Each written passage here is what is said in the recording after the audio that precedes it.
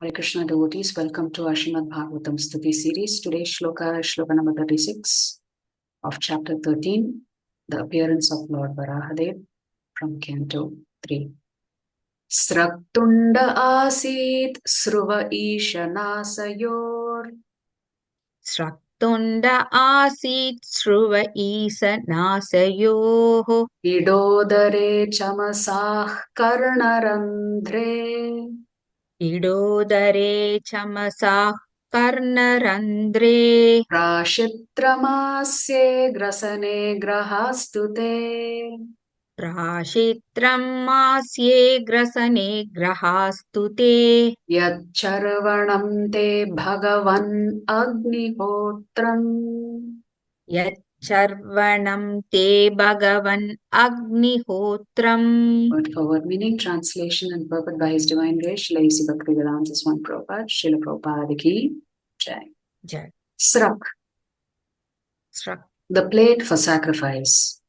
the plate for sacrifice. Tunde, Tunde, on the tongue.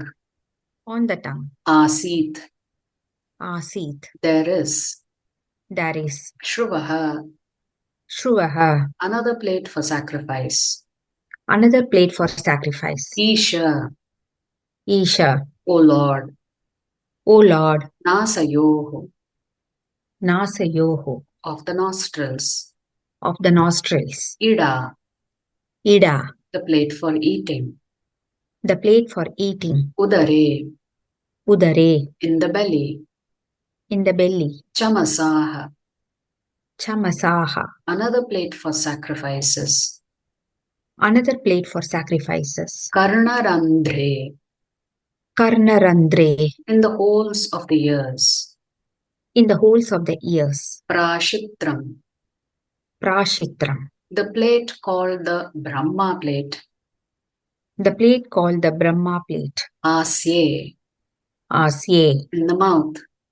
in the mouth. Rasane, Grasane, in the throat. in the throat. Grahaha, Grahaha, the plates known as Soma plates. the plates known as Soma plates. Tu, Two, but, but. te, Te, your, your. yat, Yat, that which. that which. Charvanam, Charvanam, chewing. chewing. Te, Te, your. your. Bhagavan, Bhagavan, O my Lord. O my Lord. Agnihotram, Agnihotram, is your eating through your sacrificial fire. is your eating through your sacrificial fire. Translation, O Lord, O Lord, your tongue is a plate of sacrifice. your tongue is a plate of sacrifice. Your nostril is another plate of sacrifice. Your nostril is another plate of sacrifice. In your belly is the eating plate of sacrifice. In your belly is the eating plate of sacrifice. And another plate of sacrifice is the holes of your ears. And another plate of sacrifice is the holes of your ears. In your mouth is the Brahma plate of sacrifice. In your mouth is the Brahma plate of sacrifice. Your throat is the plate of sacrifice known as Soma. Your throat is the plate of sacrifice known as Soma. And whatever you chew is known as Agnihotra. And whatever you chew is known as Agnihotra. Okay. So we'll look at the purport written by Srila Prabhupada.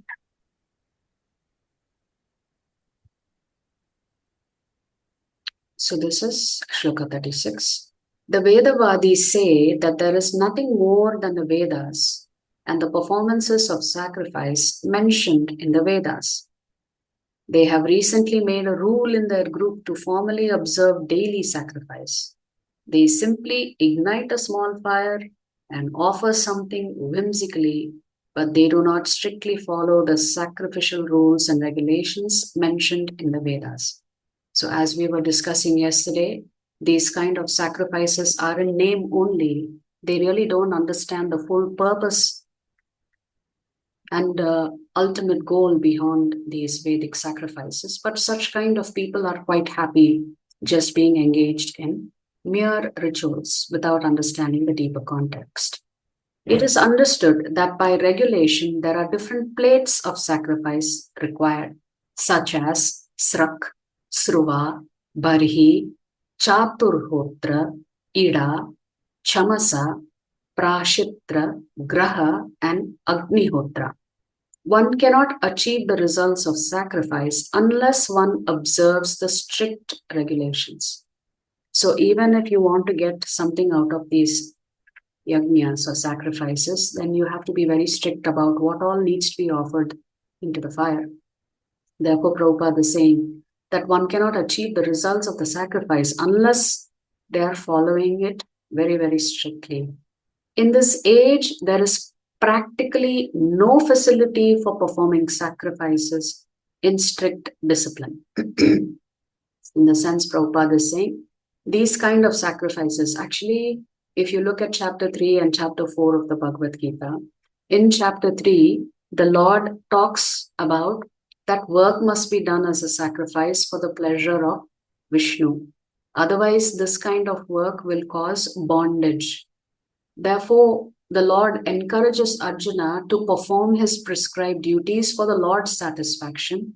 And Krishna tells Arjuna, by doing this, he will be free from bondage. And how does this prescribed duties begin? It begins with yajna.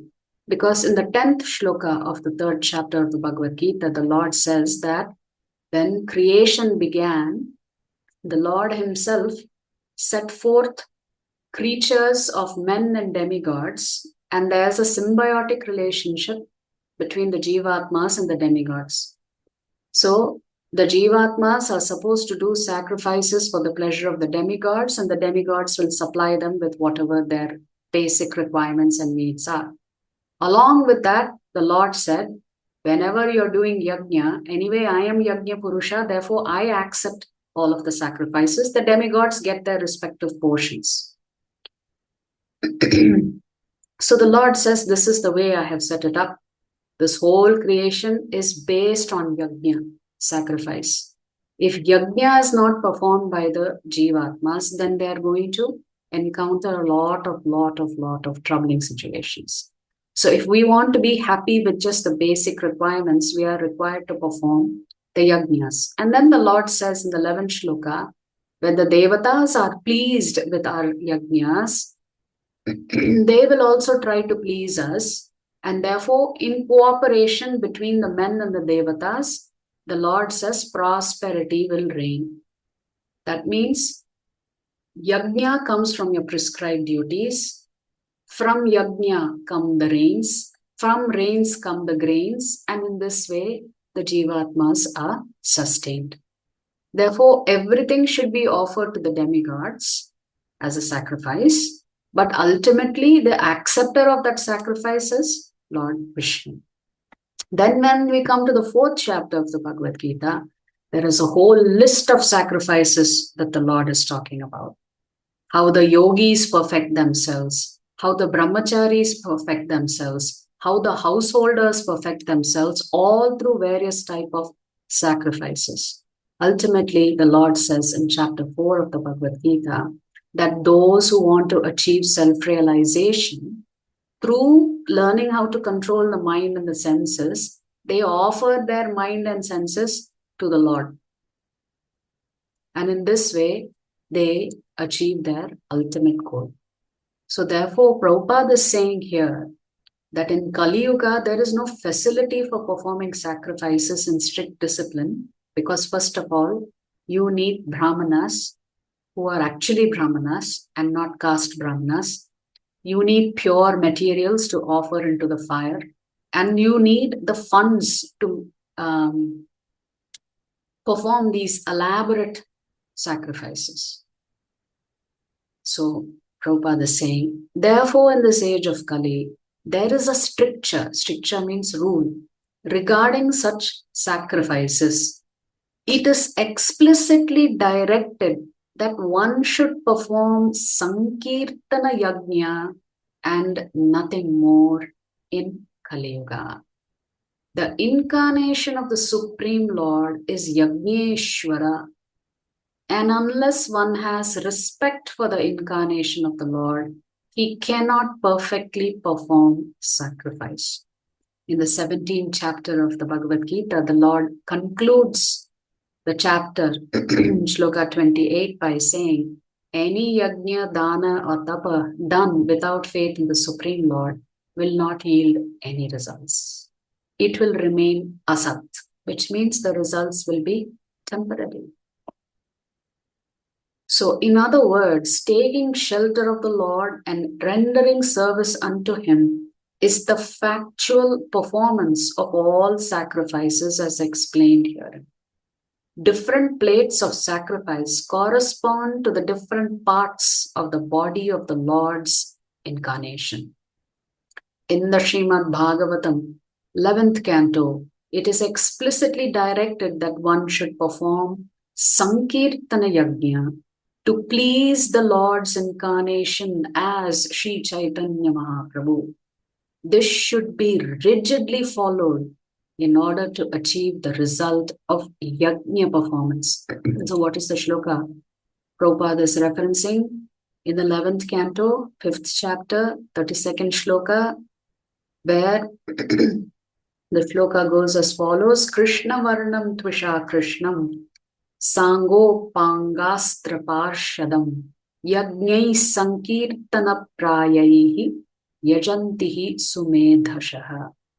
And the shloka is translated as follows: in the age of Kali, intelligent persons perform congregational chanting to worship the incarnation of Godhead, who constantly sings the names of Krishna.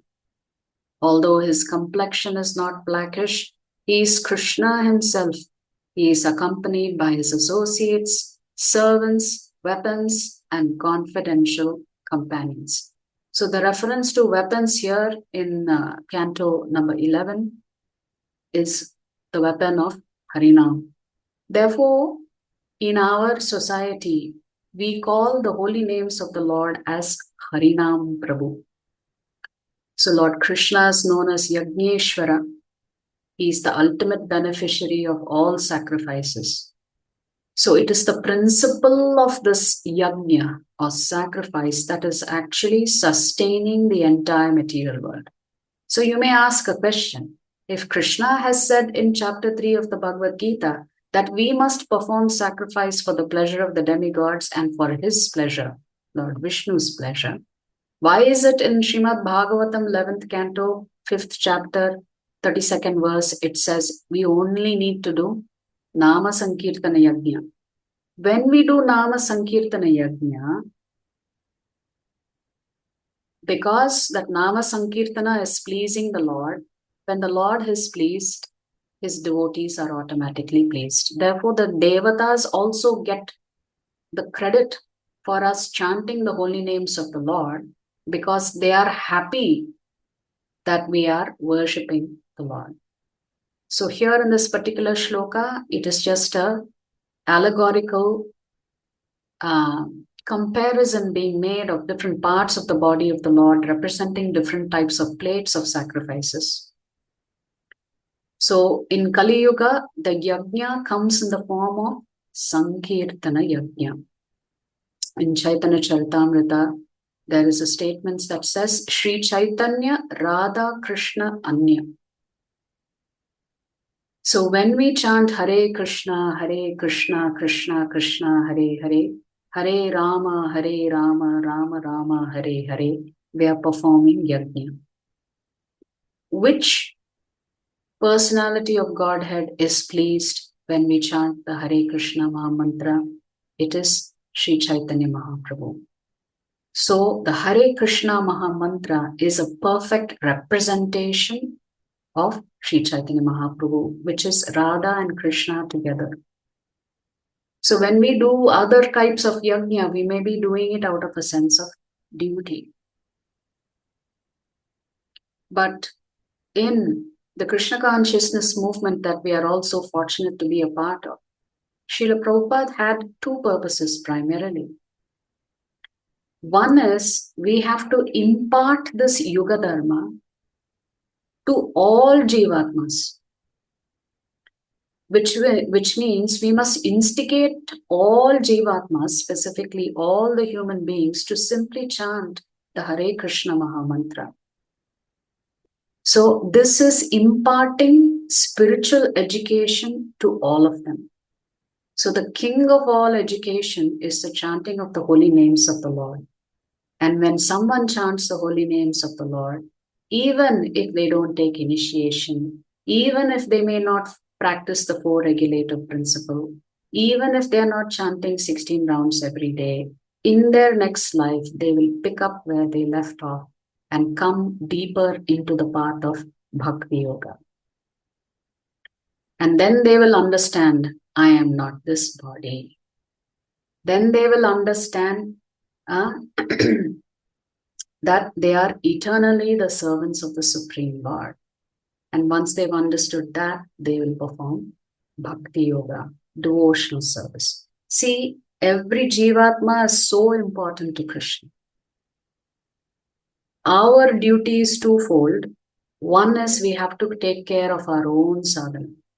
Without that, you cannot impart this Yuga Dharma to others. So the sadhana is for ourselves. The preaching is for others, to bring them back to Krishna. So as you are doing this, there is a gradual burning up of our anarthas until you achieve the stage of perfection. The second goal for us is that Prabhupada established for us is that through our sadhana, we have to come to that stage of perfection of being a pure devotee. That should be our personal aspiration. That we should become pure devotees of the Lord by the mercy of Guru, Sadhu, and Shastra. So effort has to be put into our sadhana, and effort has to be put into preaching. Both these things please Chaitanya Mahaprabhu very much. So if you look at it, Mahaprabhu himself said that every town and village will be chanting his names. Mahaprabhu did not say every Jivatma will take initiation in Kali Yuga. So constructing huge temples and ensuring everybody chants 16 rounds and everybody gives up and adheres to the four regulative principles is not a scalable model. So the number of devotees who will actually do this, the percentage will be very small. But the number of Jivatmas that can simply be introduced to chanting Hare Krishna, Krishna Krishna, Hare Hare, Hare Rama, Rama Rama, Hare Hare. Just by starting this process, they would have started this process of the Kali Yuga Sankirtana Yajna. And by pleasing Chaitanya Mahaprabhu, they themselves will slowly start making progress. So that is why Mahaprabhu said that his name will be heard and recited and resounded in every single town and village. That means Sankirtana Yajna, going out onto the streets and instigating people to chant the holy names of the Lord, is the best and the highest form of sacrifice that we can perform in Kali Yuga. If you like our videos, please subscribe to our channel and turn on the bell notification. If you'd like to join our classes every day, please check the details in the description section of this video. We look forward to serving you.